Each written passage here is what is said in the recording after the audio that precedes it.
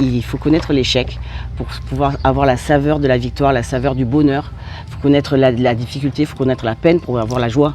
Et en fait, ça, c'est vraiment quand on a, dans des cas comme on a vécu, effectivement, où on a été en perdition, la peur paralysante. Vraiment la peur à rester dans le canapé, à se dire je peux plus bouger parce que je sais pas quoi faire. Et finalement ma vie elle se termine là. Quand d'un coup il y a une main qui se tend, on la prend comme si c'était le Messie. Alors qu'en réalité il y a des gens pour qui c'est ouais elle a fait ça quoi. Alors qu'en réalité moi sincèrement ça a été vraiment qui m'a été vraiment, c'était mon Messie quoi. Et comme j'ai dit, c'est vrai que elle m'a tendu une main, moi aujourd'hui je suis prête à tendre les deux parce que ce qu'elle a fait pour moi c'était, elle m'a sauvé de la rue quoi. Alors que parce que j'ai tout perdu et il n'y avait rien ni personne qui m'a aidé, il y a rien, le système ça n'a pas été du tout, n'a pas eu la réponse qu'il fallait par rapport à mon besoin parce que moi j'étais dans l'urgence vraiment. Et l'expulsion était là, j'ai un appartement qui était rempli parce que j'avais une vie sociale, j'étais dans le sport, j'ai tout perdu avec Covid. Et finalement, je me suis retrouvé avec des impayés, la régie, la pression de l'expulsion qui se rapprochait, mais je ne savais pas où aller. J'avais pas les moyens de me prendre un autre appartement, même plus petit. Quand on a des poursuites, c'est fini. Donc on est foutu, je suis au social, donc c'était foutu. Vers qui me tourner et c'est un ami qui m'a dit écoute je te mets en relation avec Kim, tu verras c'est quelqu'un de bien et l'association moi j'ai aidé pour justement faire le village, l'éco-village et du coup il faut vraiment envoyer un mail, je vais l'appeler et tu lui envoies un mail. J'ai envoyé un mail et franchement dans les 2 heures qui ont suivi elle m'a appelé et là c'était j'ai pu respirer et j'ai eu cette sensation vraiment de prendre une bouffée d'oxygène.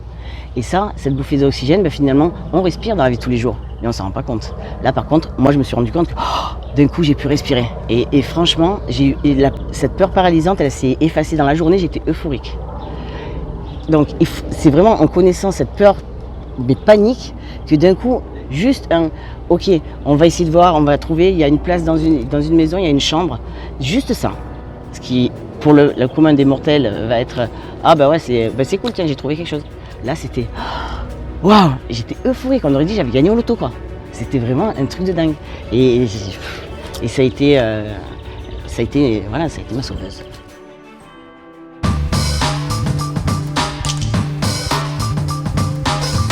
Finalement, à l'issue de ça, il n'y a que des choses positives qui sont arrivées. Et aujourd'hui, je m'en sors.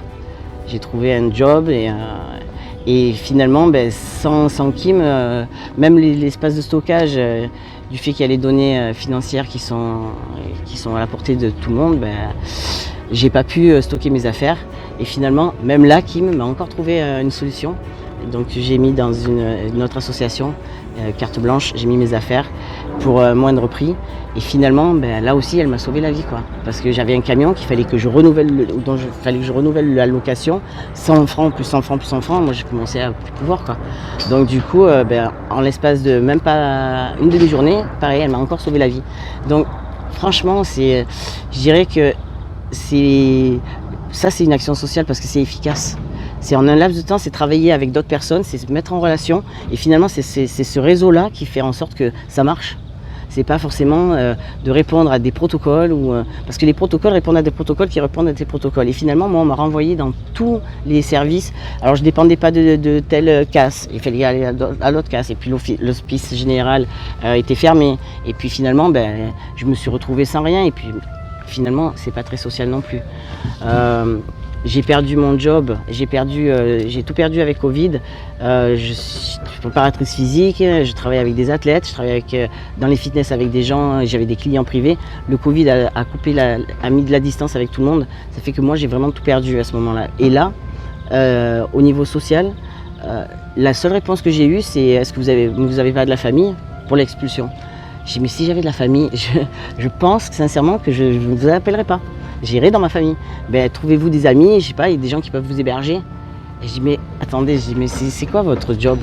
Je dis là, moi aujourd'hui, en un instant T, je suis dans la rue. Je fais quoi? Parce que aujourd'hui, j'ai toutes mes affaires. Alors forcément, j'ai pas qu'un petit baluchon, j'ai tout un appartement. Je sais pas quoi en faire dans un laps de temps très court. J'ai peur que la police arrive parce qu'on m'a menacé de la police.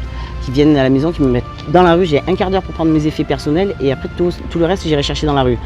cette peur-là, elle est paralysante aussi.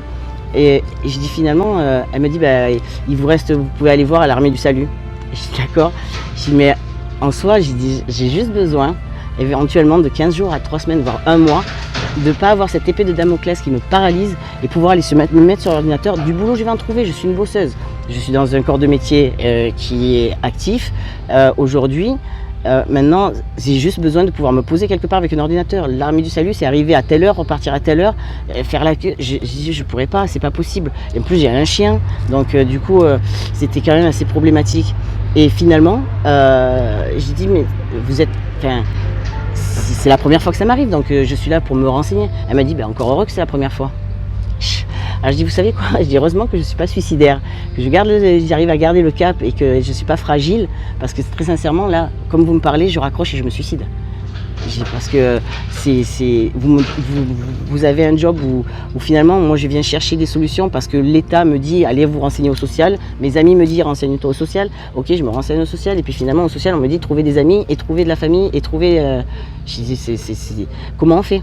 Parce que là, du coup, c'est vraiment, je suis dans un labyrinthe et je ne trouve pas la sortie. Et finalement, la sortie, ça a été d'un coup, la porte, elle s'est ouverte, la lumière, c'était Toi pour tous. Et c'était Kim. Et en un laps de temps très très court, c'est de l'efficacité. Et je pense que quand on est dans la rue, c'est ça dont on a besoin. C'est pas forcément de répondre à des questions, des protocoles aussi ou là. On a besoin dans l'urgence et c'est justement la mise en relation d'une prestation à une autre. Elle m'a dit carte blanche, ils font ça. C'est de connaître le tissu social qui va s'adapter et qui est fait, qui est là pour justement aider les gens. Et qu'on travaille en connexion tous ensemble de façon à ce que on se passe le relais. C'est comme une course de relais, je vais te passer le relais, tu avances et puis finalement le premier arrivé il a gagné. Et c'est de l'efficacité. Et franchement c'est ce que j'ai vu ici et c'est ce qui m'a sauvé la vie. Hein. Parce que clairement ça m'a sauvé la vie. Aujourd'hui j'ai le sourire et franchement je pense que ce que j'ai vécu aujourd'hui me permet de voir le reste avec beaucoup plus de je sais pas de légèreté parce que c'est pas très léger, mais aujourd'hui je me fais cette peur paralysante, je l'ai eue et justement je l'ai identifiée, qui m'a aidé à justement à déstigmatiser, à arrêter de diaboliser un petit peu tout ça et finalement de voir le bon, pas regarder, pas focaliser que sur le mauvais, sur l'adrénaline qui va permettre justement, avec l'adrénaline j'étais vraiment focus sur ce qui n'allait pas. Et donc il m'a dit mais t'inquiète pas, on va trouver et puis il va y avoir ça, À chaque fois j'ai eu une solution. Que demander de mieux? Très sincèrement, je pense que quand on est dans la rue, on a besoin de solutions. Hein. On a besoin d'une réponse parce que finalement, une question qui répond à une question, ça devient difficile. À la fin, on ne peut plus penser. Moi, j'arrivais plus à penser.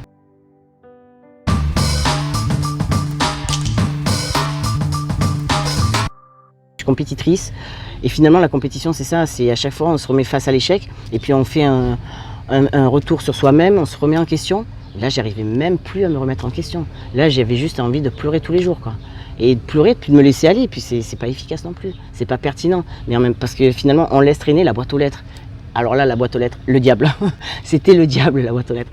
Mais cette peur paralysante faisait que j'ouvrais plus la boîte aux lettres. Donc forcément, il y a eu des retards, on est dans un cercle vicieux où finalement, on en a même honte. Moi, j'en ai eu honte de mon attitude parce que c'est pas moi. Et malheureusement, il n'y a personne pour nous dire t'inquiète pas, ça va aller. C'est bonjour, oui, alors est-ce que vous avez le papier de ci, le papier de là, est-ce que vous avez ci? C'est dans les cartons, c'est où dans les cartons? Alors que Kim m'a dit écoute, voilà, souffle un coup, on va passer ça, et puis là il faut que tu dises ça, ça, ça et ça. Et franchement, à chaque fois ça a été bon. C'était des réponses pertinentes qui m'ont permis d'avancer. Donc pour moi, Toi pour tous, c'est vraiment, ça a été salvateur. Et c'est vraiment une association qui mériterait d'avoir plus de soutien parce que c'est vraiment dans l'efficacité. On voit tout le temps des jeunes vendre ils sont dans la rue et puis ils vendent des associations, ils essayent d'avoir des dons. Kim, elle est là, elle est plutôt là que dans la rue à essayer de gratter ou d'essayer de racoler des gens. Elle aide plutôt les gens qui sont vraiment dans l'urgence et elle agit dans l'urgence. Et aujourd'hui, franchement, pour moi, c'est ce type d'association qu'il faut aider, quoi. Et moi, elle m'a tendu une main, je redis, je tendrai les deux et je serai là s'il faut déménager, je serai là pour diffuser, pour vraiment, voilà. Aujourd'hui, sans Toi pour tous, je serais certainement, peut-être que j'aurais pété un câble, peut-être que je sais pas. Mais en tout cas, j'aurais craqué, ça c'est sûr.